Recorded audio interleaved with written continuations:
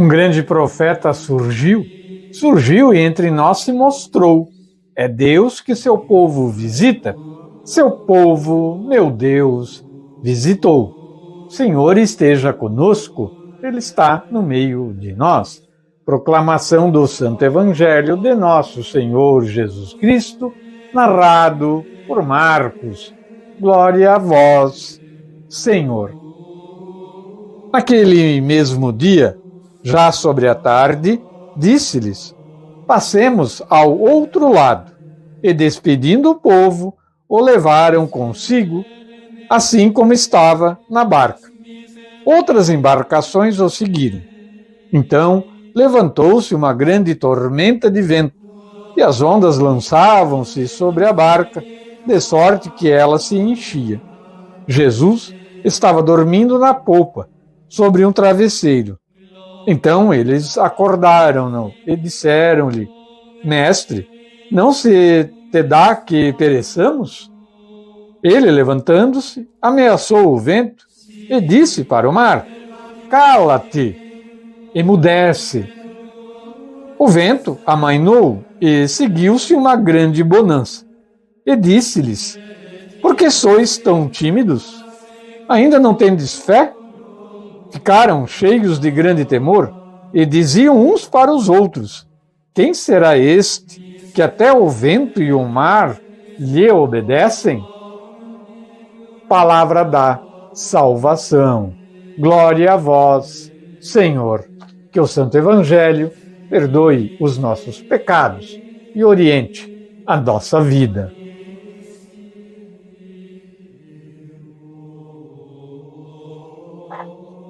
23 de junho, 12º domingo do tempo comum. O Evangelho de hoje é narrado por São Marcos, no capítulo 4, versículo 35 ao 41. Nós vamos iniciar a reflexão desse texto de hoje com a reflexão da liturgia diária, do Dia a Dia com o Evangelho, da editora Paulus. É um subsídio católico, que a gente é assinante e utiliza aqui na elaboração dos programas Minutos do Evangelho. Passar para a outra margem supõe confronto com nova realidade. O outro lado é território dos não-judeus, e Jesus convida seus discípulos a anunciar também lá a boa nova do reino. Isso pode gerar incertezas e medos, aqui representados pela turbulência da travessia. Vou fazer um adendozinho apenas, o texto aqui até pode dar a entender de que esse evento narrado no Evangelho, na verdade, não ocorreu, seria um simbolismo. Não é isso, tá? O evento ocorreu sim, e Jesus fez ali um sinal, um milagre, e fez o vento e o mar se acalmar. Apenas para deixar bem claro isso, a palavra de Deus, o Evangelho, ele não fala nesse sentido de simbolismo, mas sim de fato real e concreto que aconteceu. Bom, em nossas atividades pastorais, estamos sujeitos a oposições, críticas, falta de apoio por parte da comunidade e também por parte dos dirigentes das pastorais, de quem administra as funções dentro da igreja. Não foi diferente com os apóstolos, não foi diferente com Jesus, que foi contraposto pelos escribas, fariseus, doutores da lei. Isso ocorre também nos dias de hoje para quem se dispõe a pregar o Evangelho. Não tenham dúvidas disso. Além disso, levamos para a missão, o trabalho de pregar o reino de Deus, nossos limites e nossas crises pessoais. É difícil de tirar isso. A gente acaba carregando junto. Para não sermos tragados pelas forças contrárias, temos de despertar Jesus, que já está conosco, mas o imaginamos ausente. Precisamos renovar a confiança em sua presença e no poder da sua palavra, que acalma o vento e também o mar, e nos encoraja e nos questiona. Por que vocês são medrosos? Ainda não têm fé? Então, nesse sentido, a gente pode sim fazer a exegese desse texto né, trazê-lo para a nossa vida de hoje, né, e colocar como um fato lá ocorrido, como exemplo para a nossa vida hoje, de nós podermos, sim, Jesus está no barco conosco, pode estar dormindo, mas ele está ali presente. Basta que nós o tocamos, né, e pedimos para ele nos ajudar. Ele vai, com certeza, nos ajudar. É esse o sentido do texto, né? Sem simbolismo, sem nada não. O fato, lá na época de Jesus, ele aconteceu como é narrado no Evangelho. Falamos agora do catecismo da nossa Santa Igreja Católica. A gente coloca sempre uma reflexão em cima do catecismo que tem a ver, né, faz a ponte, a ligação com o Evangelho do dia. Falamos do catecismo, então, da nossa Santa Igreja, no parágrafo 897, a missão de ir para outra margem dos leigos. O Evangelho fala disso, né? Então ele fala dos fiéis leigos. Parágrafo 897. Por leigos, entende-se aqui todos os cristãos, com exceção dos membros da ordem sacra ou do estado religioso reconhecido pela Igreja, né? Isto é, os fiéis que, incorporados em Cristo pelo batismo, constituídos em povo de Deus e feitos participantes, a seu modo, da função sacerdotal, profética e real de Cristo, exercem, pela parte que lhes toca, na Igreja e no mundo, a missão de todo o povo cristão. Então, os leigos, somos nós, né?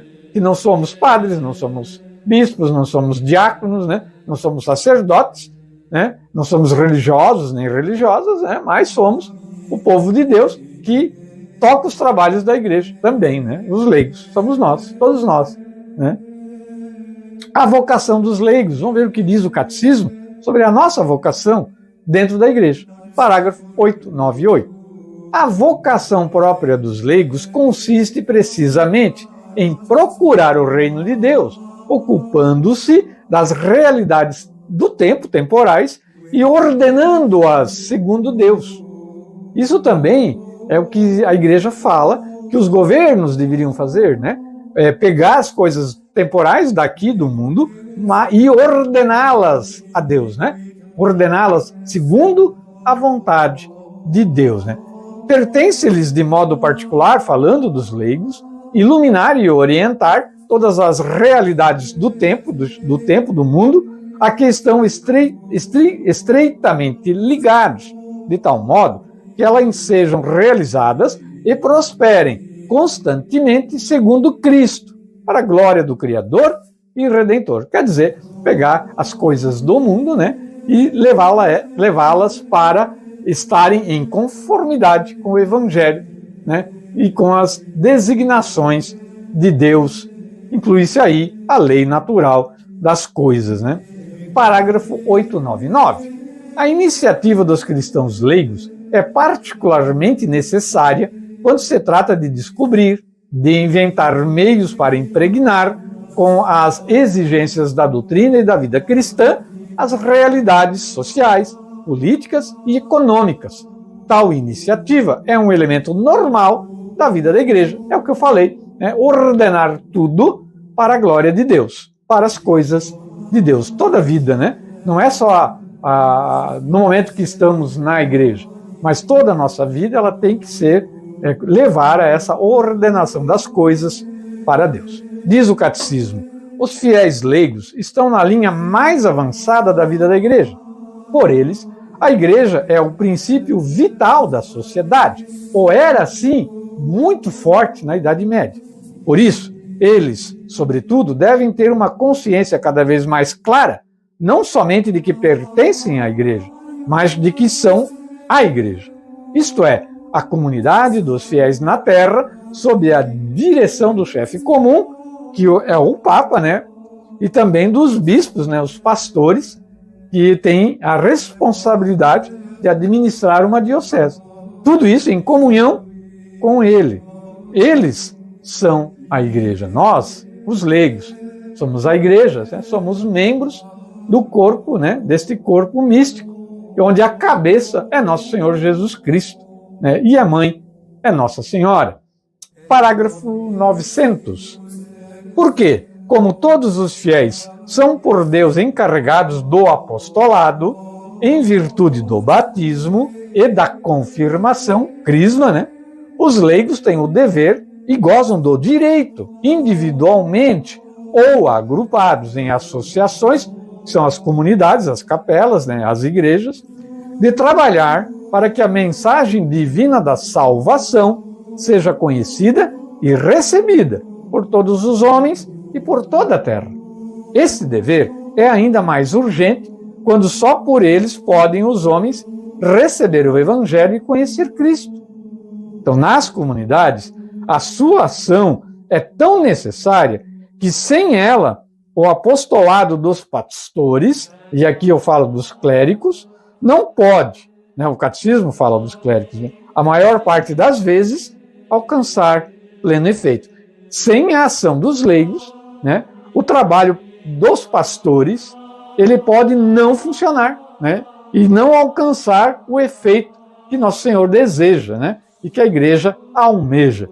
Então, os leigos têm uma função muito, muito importante dentro da nossa igreja, dentro das nossas comunidades, né, desenvolvendo esse papel muito importante. Vale acrescentar que, diante de várias crises que a igreja viveu nesses 2000 anos de existência, muitas vezes, na maioria das vezes, partiu dos leigos, né, a correção do que estava errado. Da tamanha importância que o leigo tem, fiquemos com essa reflexão para este domingo. Iremos sim para outra margem quando Cristo mandar.